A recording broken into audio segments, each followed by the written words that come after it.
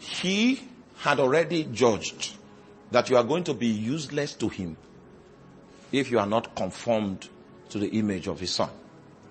It therefore means that by an act of God's authority, he put you on a path that was heavily laden with the requisite challenges, requisite attacks, requisite problems, requisite circumstances, obstacles, and situations.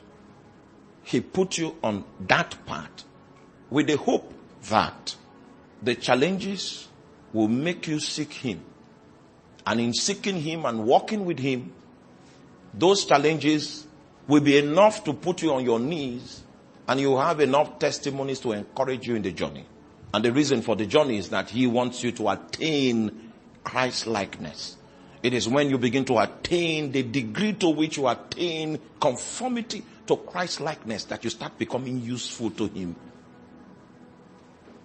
All of this was programmed from the studio.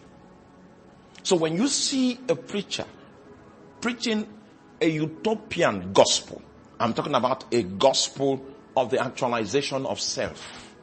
That kind of gospel that says dream. And dream big. That's a gospel without a reference. Because the vision of this designer behind the scene has an objective in mind. And you are supposed to end up being a certain kind of person if you are going to be part of the administrative infrastructure that will bring to fulfillment his lofty plans.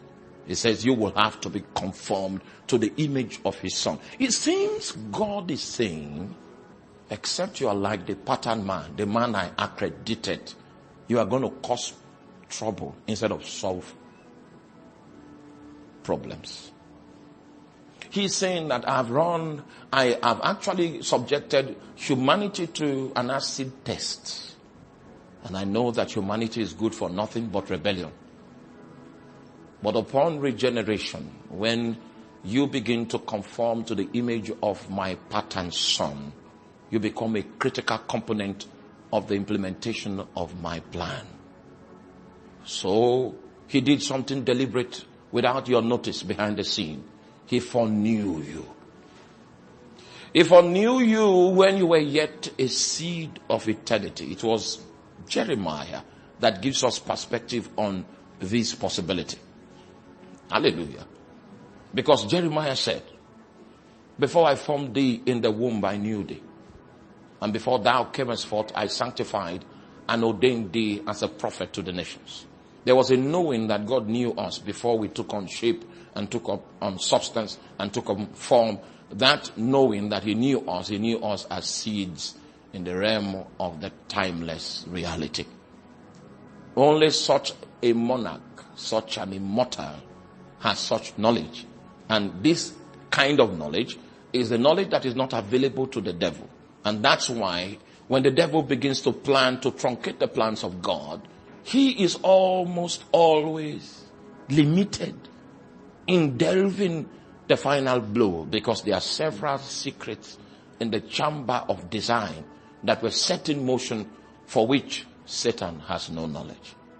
So the best he can do is try, but it is not given unto him to actualize his intent. Satan is not a creator, so he cannot manipulate a soul and use that soul to actualize an intent which was not captured in this studio, because this studio is the foundation of all things. Everything that has structure must have foundation. And that's why your shoe has a soul. And that's why this building has a foundation. And that's why a tree must have root. The foundation of the purposes of God reaches far back, way back beyond time. Far beyond time began. That's where the story started. And only the immortal has the original documents of what took place in that quarter.